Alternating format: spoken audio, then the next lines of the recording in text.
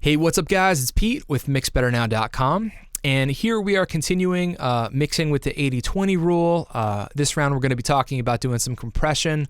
Last time we talked about using EQ. The 80-20 rule is also known as the Pareto principle, and for those of you just tuning in, what the 80-20 rule states is that 80% of our outcome in majority of events comes from 20% of our input. So if we think about that in mixing terms, 80% of our end mix result will come from 20% of our overall mix moves.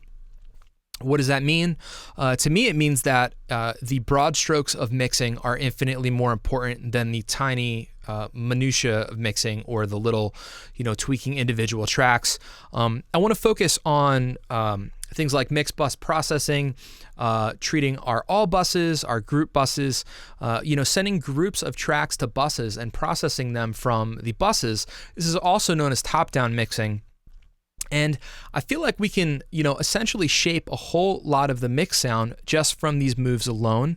I'm not insinuating that we don't have to, treat individual tracks or anything like that, but, I think it is important, especially when it comes to mixing larger sessions, 100 tracks, 200 track sessions. I was recently watching Chris Lord-Alge on Mix with the Masters, and regardless of whether he mixes on his SSL console or whether he's in Pro Tools mixing in the box, he'll have his assistant always kind of stem down or sum down 100, 200 track session to 44. I believe it's 44. Don't quote me on that, but it's something in the 40s. But 40 something stereo tracks that he's using, and the reason is very simple: is that, as he says, if it's not manageable, it's not mixable. So the idea here is that we want to make any session that we do as manageable as possible, but of course we want to get it sounding as good as possible. And, we want to mix quickly. We don't want to spend, insane amounts of time on the mix. So I'm going to play some of this for you so you can hear what we're working with. I'm going to kind of toggle back and forth between what I have up right now and then the original mix. I'm remixing a whole record for a client.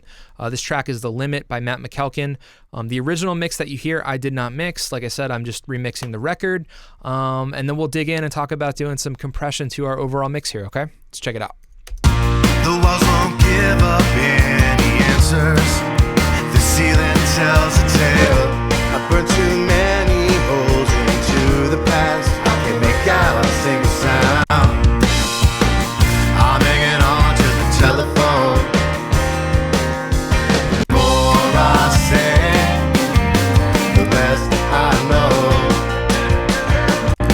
My heart is low, my head is high, and you just walk away. Well, you can take my heart to the limit.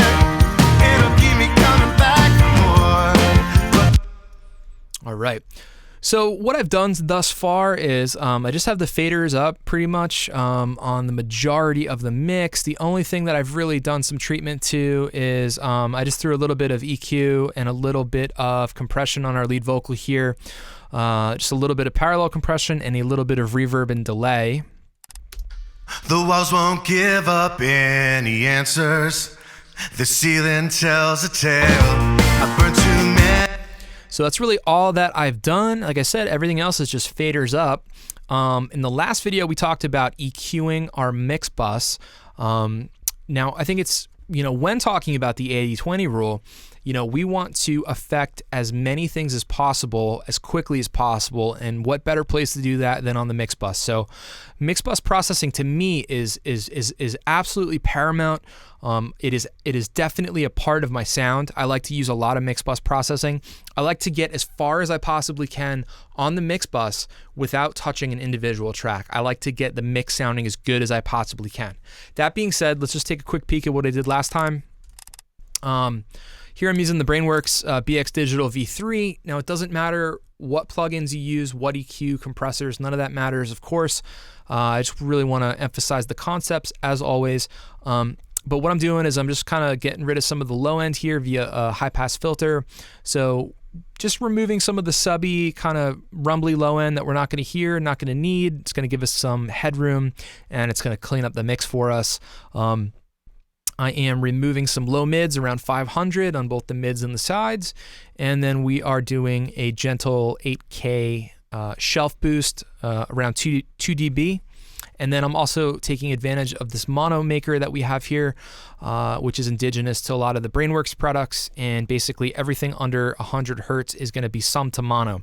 You know, I want the kick up the middle. I want the bass up the middle. You know, I want a lot of that low end information coming up the middle in a pop rock song. So let's go ahead and listen now to what the mix sounds like. I have all of my MixBus processing on. We're only going to talk about compression in this video, but let's see what happens when I take everything out of the MixBus and then I bring it back. Now, bear in mind there's going to be a little bit of a volume increase because some of these things I'm doing kind of sweeten the mix. Some of them are harmonic exciters. Some of them we have a little bit of tape saturation, things like that will give it a little bit of volume. But I want you to really listen to what happens when I bypass everything in and out. I really feel like we're getting quite a bit of our sound here, so check it out. The walls won't give up any answers. The ceiling tells a tale. I burned too many holes into the past. I can't make out a single sound. I'm hanging on to the telephone. The more I say, the less I know. My heart is low, my head is high, and you just walk away. Well, you can take my heart to the limit. It'll keep me coming back for more. But then you tell me your heart isn't in it. A different story than you sold before. I know you know different. All right. So like I said, I'm really enjoying this. Everything that I have on my MixBus is there in my template. So I am mixing into all of these things straight from the beginning. The only thing that I do is on all my EQs, I set all of the EQs flat. And then after I get a rough faders up mix, I will go in and EQ how I feel appropriate. And the same with the compression. I'm using 2 compressors here. Now they're not quite in series. I mean, they are on the same track, but I do have 1 compressor coming before my EQ, and then I have another compressor coming after my EQ. So the first compressor that I want to talk about here is I'm just using a regular stereo bus compressor. I'm just using the SSLG bus from UAD. Not doing anything crazy here, just doing a it's a gentle 2-to-1 ratio. I have a 10 millisecond attack, so it's not super fast, it's not super slow.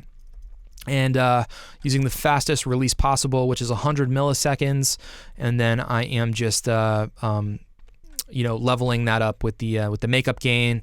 Only doing about 1 to 2 dB of reduction here. Let's check it out. The walls won't give up any answers. The ceiling tells a tale. I burned too many holes into the past. I can't make out a single sound. I'm hanging on to the telephone. So for me, what this first compressor does on the MixBus, we have every track getting summed to the MixBus. And what this does for me is the first compressor will shave off any of those larger initial transient peaks that we're going to get from things like the kick drum, the snare drum, any of the louder instruments in the track. This first compressor is going to handle it, and it's going to kind of shave off the peaks, and it's just going to kind of glue everything together a little bit in a nice way. So, like I said, that's before all of our EQ processing. Then after the EQs, I'm using another stereo bus compressor, but I'm using this one in a different way. So it's almost kind of like a safety net. I like to think of it as we're using the Shadow Hills mastering compressor here from UAD. Doesn't matter which compressor you use, but the way that I'm using this one is a little bit different from the SSL. I'm unlinking this compressor and I'm using it in dual mono mode. Now, by doing this, I feel like I'm taking back some of my stereo image. We're not using it in stereo, we're using it in dual mono. We're still passing stereo audio through it, but by unlinking both sides of the compressors, what happens is if we get a larger transient on the left, or the right, that specific side will work and the other side will be left alone. So if it was in stereo, it would happen equally to both sides. But if we get a heavy transient come through on the left side of the compressor will tame it, and the right side will stay open. It makes the compressor work less hard, and it kind of just gives it a much more natural open sound, in my opinion. And the settings I have on this, we're using, again, a 2-to-1 ratio, very gentle. The slowest attack possible, which is 30 milliseconds, and the fastest release possible, 100 milliseconds. I have it on the nickel transformers. I don't particularly have a preference on that. Let's see how much reduction we're doing here. The walls won't give up any answers. The ceiling tells a tale. I burned too many holes into the past. I can't make out a single sound. I'm hanging on to the telephone. The more I say, the less I know.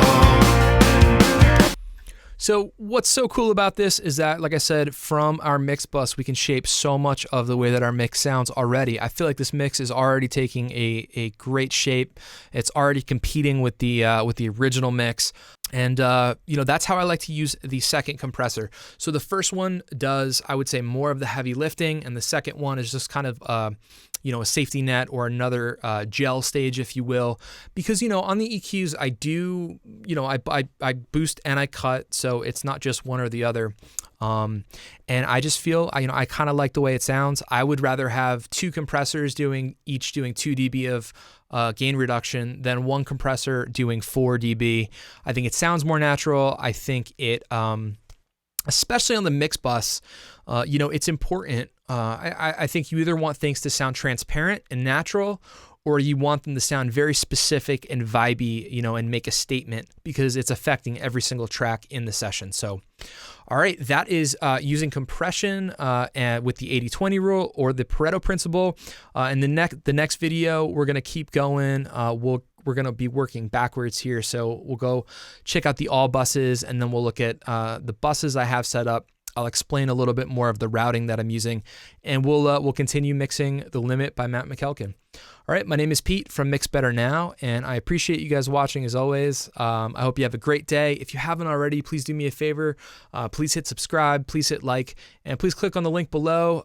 You can sign up for my email list. I will send you my free swag bag full of all kinds of free goodies, like free multi-track sessions, free mix templates, free drum samples, all kinds of good stuff. So I hope you check it out.